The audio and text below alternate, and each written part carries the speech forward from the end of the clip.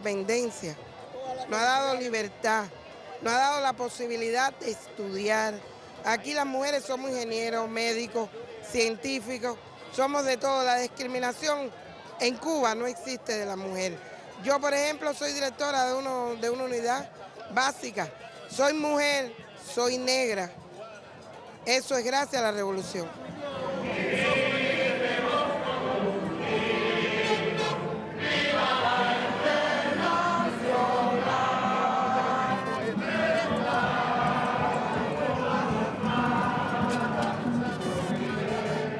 Cuando nos dieron la independencia, para nosotros poder desarrollarnos, tenemos libertad de expresión, podemos alcanzar otros puestos de trabajo que antiguamente nada más que lo podían tener los hombres, no solamente las mujeres, nada más que los hombres nada más. Ahora las mujeres tenemos más libertad.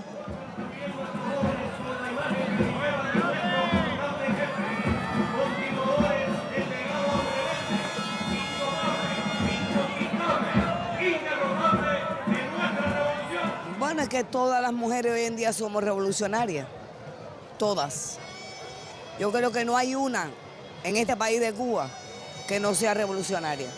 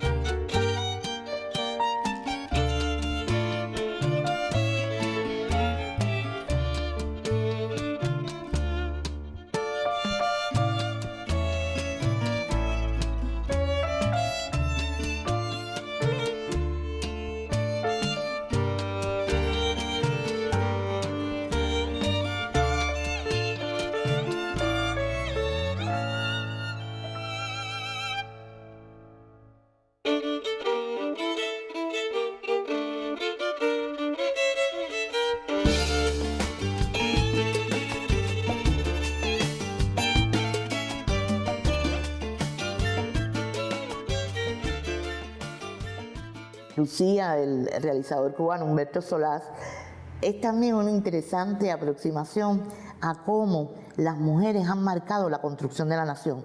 Tú sabes que la historia generalmente se cuenta desde los triunfadores y desde los varones, porque la historia muchas veces se cuenta solamente desde las guerras y los conflictos, y hay muy pocos libros de historia donde se hable de los espacios de resistencia y más de resiliencia, ¿verdad?, que han permitido que los pueblos logren importantes victorias.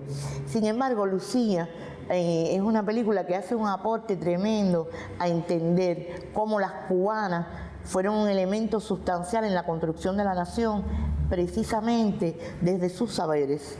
No solo porque se incorporaron a la manigua mambisa, no solo porque lucharon, sino porque esas mujeres, muchas de ellas de clase media alta, que se la habían pasado bordando todo el tiempo, fueron capaces de irse a la manigua a vivir en condiciones súper precarias, o de ir a la emigración a vivir en Nueva York, en Estados Unidos, y desde allí seguir continuando el apoyo a la lucha por la liberación de Cuba del dominio colonial español.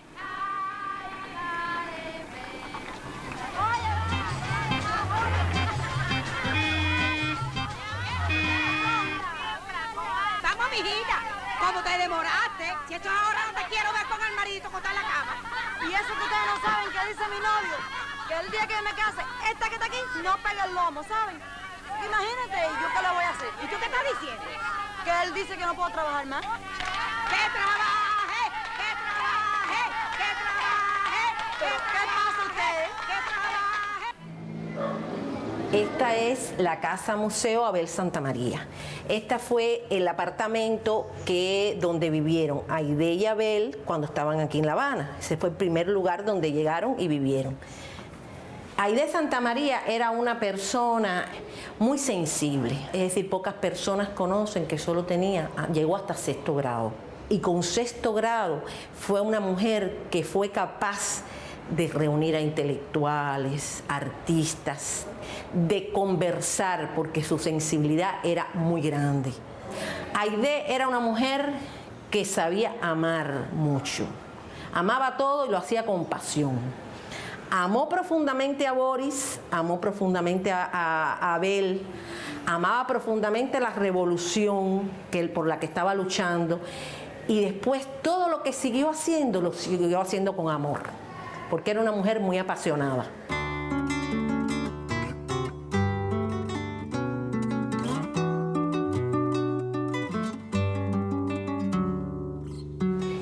Este es el lugar donde Aide Santamaría desarrolló su primera gran batalla, el ataque al cuartel Moncada. Desde el Hospital Civil, el grupo que asalta al Moncada es el que apoya el asalto al Moncada. Y esta fue la primera gran batalla de Aide.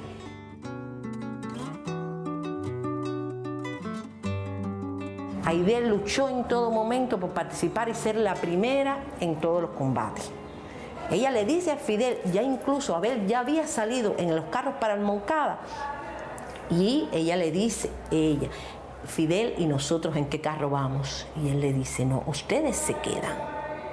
Y ella le dice, no, nosotros vamos a participar también. Y Fidel le dice, ya Abel salió, Abel no sabe esto, pero bueno, ustedes van a ir a acompañar y estar con Abel en el Hospital San Antonio. Pero ella lucha por participar.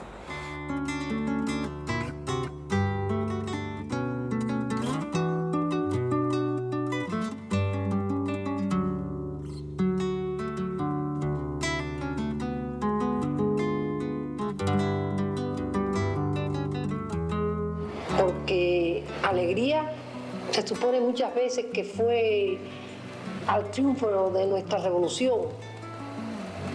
Claro, una alegría inmensa, pero había una tristeza inmensa. No estaba Frank, no estaba Abel, no estaba Boris, no estaba Gómez García. Bueno, entonces, ¿a qué tú llamas alegría y a qué tú llamas tristeza? Porque para mí hay veces que la alegría y la tristeza están muy unidos. Y la mayor alegría de la Casa de las Américas es que estamos juntos todos aquellos compañeros que comenzamos en ella. Después del triunfo de la revolución, fue capaz de crear una de sus obras más grandes, Casa de las Américas. Hoy no se puede hablar de Casa de las Américas si no se habla de Aide Santamaría. Hoy Aide Santamaría camina por Casa de las Américas. Fue capaz de aglutinar a lo mejor de la intelectualidad latinoamericana. Dio a conocer la revolución cubana entre los intelectuales latinoamericanos, cuando una revolución que estaba asediada, y ella fue capaz de unir, pero además fue capaz de sentarse y de ser una intelectual más, que todos la respetaran, no solo por su historia, sino por su inteligencia, por su madurez, por su sensibilidad. Es una mujer de humilde origen y que tuvo que sobreponerse a unos dolores tremendos, a unas situaciones límite, y que sin embargo por eso, a pesar de eso, nunca dejó de dar amor, y que es para mí como una especie de referente moral, sobre todo. Y alguien que nunca creyó que su historia revolucionaria la ponía por encima de otra. Es realmente la mujer de nuestra historia que más yo admiro. Cuando tenga la tierra, le pondré la luna en el bolsillo y saldré a pasear con los árboles y el silencio y los hombres y las mujeres conmigo. Cantaré,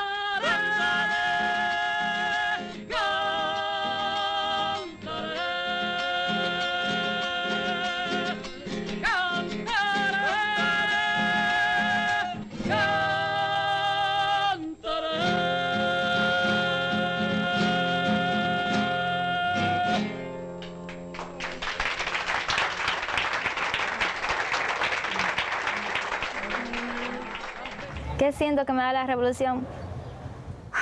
La revolución cubana... Para mí, la revolución cubana, yo solo puedo imaginar qué sería de mi familia sin la revolución. Mis abuelos eran campesinos. Cuando triunfó la revolución, mi mamá tenía 7 años. Y entonces ella se formó gracias a, ya mi papá sí, al inicio de la revolución se fue a alfabetizar y pudieron después los dos llegar a estudiar en un pedagógico y hacerse profesores. Nada, me hubiera enredado, me hubiera casado a los 14 o 15 años, como tantas mujeres, me hubiera enamorado de cualquier guajiro, me hubiera llenado de hijos y no hubiera estudiado y hecho nada. Ahora las mujeres podemos mandar, trabajar, la revolución nos dio todo. Bueno, es que yo no concibo una mujer, una cenaguera, que no viva enamorada de la revolución, de lo que nos dio la revolución. Bueno, para empezar mi vida, yo soy, es decir, fruto de un tratamiento prolongado de fertilidad.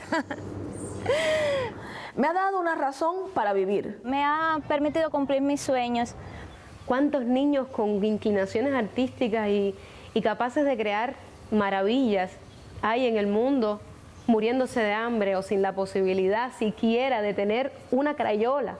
Entre las enseñanzas está el comprender que no existe nada perfecto, que una revolución es muy difícil, es muy compleja, es muy dialéctica. ¿Sabes? Me siento capaz de quedarme en cero y volver a renacer como el ave fénix. Muchas veces lo he hecho. No tengo miedo. Creo que eso me lo ha dado la revolución, la capacidad de seguir adelante en los peores momentos.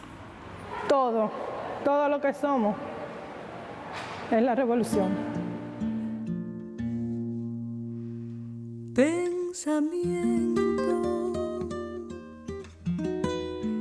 dile a Fragancia que yo la quiero,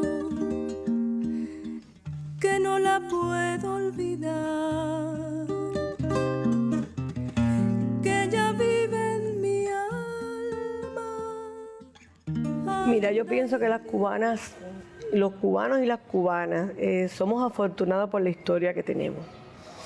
Pero yo creo que la figura de Vilma, y lo digo siempre porque cuando hemos ido a presentar el libro de ella o a conversar a los jóvenes sobre su figura, y por ejemplo en el caso de los círculos infantiles siempre digo que hay que enseñarles fotos de ella cuando era niña, en su asientico, en la bañadera, con su burrito, con su uniforme de primaria, con su traje de los 15, para que vean los niños que fue niña como ellos hasta la gran heroína que es. Y es enseñar la historia de mujeres y hombres de carne y hueso, que cantan, que bailan.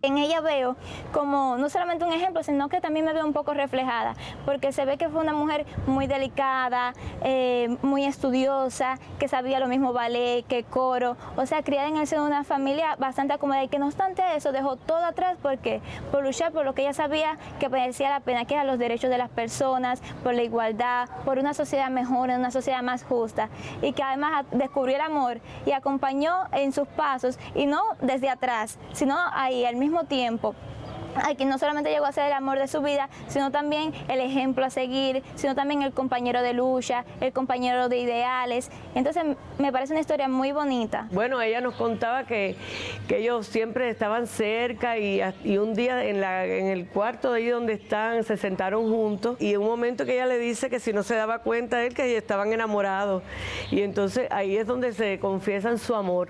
El pueblo de Cuba tendrá la oportunidad de ver estas escenas que se han producido con generosa espontaneidad en el Rancho Club de Santiago de Cuba, y hacer votos también con nosotros por la felicidad del comandante Raúl Castro y de su ya esposa, la señorita Vilma Espín. Ellos compartieron toda la vida política de este país, grandes decisiones, grandes eventos, todas las cosas buenas y duras y difíciles que se han vivido en la revolución la han compartido miembros del Buró Político junto del Comité Central de la Asamblea Nacional. Bueno, mi mamá ha sido un ejemplo de ser humano para mí, un ejemplo de mujer. Yo encontré en ella un montón de virtudes, también defectos. Todas las niñas somos críticas con las mamás y los papás, pero siempre que me pongo a pensar y en la medida que el tiempo pasa, comprendo y veo con más claridad muchas virtudes de mi mamá, como mujer, como esposa, en tiempos tan difíciles, como hija, como hermana, como madre y como una luchadora social. En Vilma encarnan las guerrilleras de la sierra, las luchadoras clandestinas, las mujeres que hicieron, hacen y harán posible que siga habiendo en Cuba una revolución de cubanas dentro de la revolución. En Vilma encarnan también todas aquellas y todos que cada día convierten en realidad los sueños con ese trabajo cotidiano.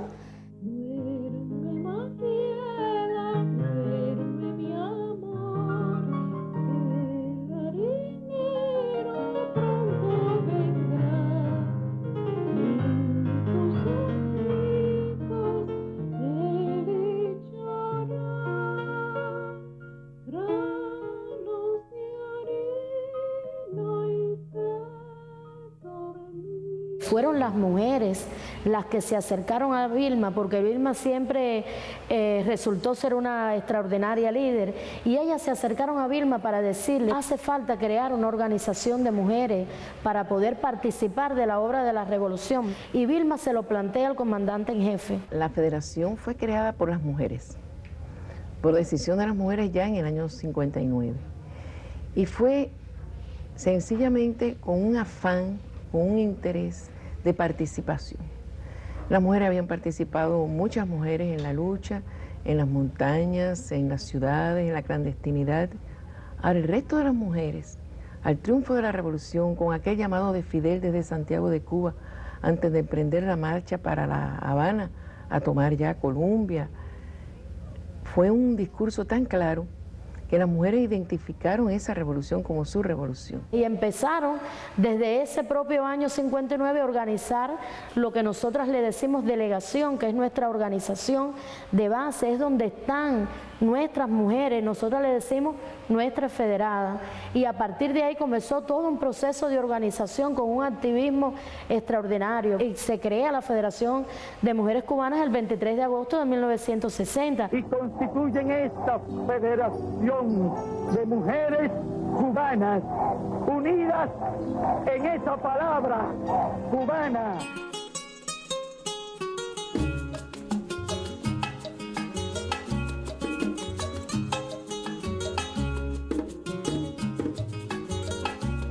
La cultura es la verdad que el pueblo debe saber, para más nunca perder su amor por la libertad, que no se quede nadie sin aprender. Sinceramente, la campaña de alfabetización es un momento que abre un cambio no solo cultural y político, sino un cambio al interior de las familias en Cuba. Porque hasta ese momento las mujeres estaban en el seno del hogar. Incluso las mujeres que hacían trabajo remunerado eran en oficios generalmente que reproducían lo que hacían en el hogar. Enfermeras, maestras, algunas secretarias, pero realmente pocas mujeres trabajaban en el espacio público, en el espacio remunerado. E incluso la labor de educación en aquel momento, llevar a las mujeres a las aulas, y la labor de alfabetización, eso de que cada mujer que supiera leer y escribir le enseñara a su vecina, que fueran en las zonas campesinas, en las zonas de montaña, que había tanto analfabetismo. Un ejemplo básico que tiene que ver con la educación y que de alguna manera es uno de los ejes transversales de la lucha del estudiantado en la región, tiene que ver, por ejemplo, con la lucha por la alfabetización de millones de personas en el continente. Estamos hablando de seres humanos que no saben leer y escribir. Y todavía entonces hoy vemos que es una realidad muy diferente a la que se vive en muchos países de la región, sigue siendo la educación un privilegio, y lo que las y los estudiantes, incluso a través de la OCLAE, se sigue buscando en esa lucha constante de que la educación se pinte de pueblo, como decía el Cheno, que la universidad se pinte de negro, de blanco, de mulato, de obrero, de campesino y también de mujeres, porque esa es una de las diferencias de alguna manera también que existe entre Cuba y muchos de los países de la región.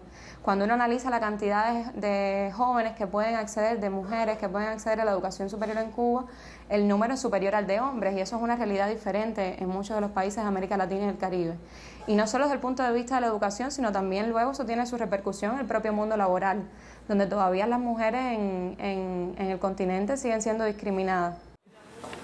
Vamos a mostrarles un laboratorio, ¿no? Sí, entonces tenemos por delante realmente muchos retos, pero tenemos muchas herramientas para enfrentar los retos. Tenemos un potencial científico muy importante.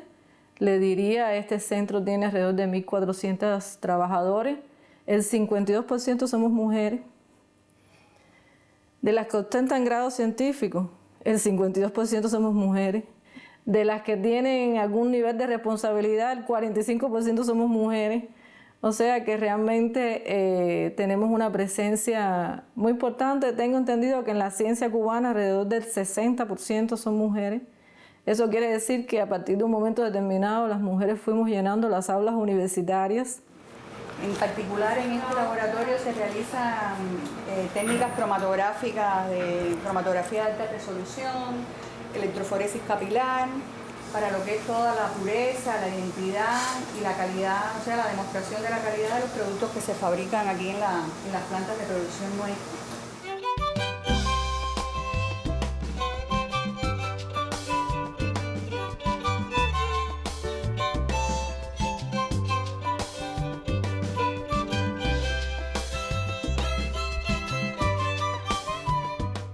Al presidir la OCLAE tuve la posibilidad de participar en un congreso de estudiantes en Colombia, de la asociación, la CEU, que es la Asociación Colombiana de Estudiantes Universitarios. Y allí, al terminar una de las sesiones de trabajo, se me acerca una muchacha que me empieza a preguntar, a indagar ella sobre la revolución cubana, sobre Cuba, la realidad que se vive en este país. Y recuerdo que en medio de la conversación ella hace una pausa y me dice, así a bocajarro: ustedes son privilegiados y a veces no se dan cuenta. Y yo me quedo así y ella continúa y me dice, mis padres, si tú ahora puedes tener mañana puedes tomar la decisión de tener una familia, de tener un hijo o una niña, y no tienes que preocuparte por la cantidad de dinero que tienes en tu cuenta bancaria para garantizarle a ese niño o a esa niña su acceso a la educación o a la salud. Y ni tampoco tus padres han tenido que preocuparse por eso durante tu vida, ¿no? Sin embargo, los míos, ella me decía, todavía están arrepentidos porque no fueron capaces, no pudieron, no tenían la posibilidad de pagar mis estudios universitarios. Yo desde jovencita, desde que estaba en 6º grado, comencé en una escuela de deporte, en la IDE, Escuela de Iniciación Deportiva, que aquí hay en Cuba, en todas las provincias. Y entonces ya empecé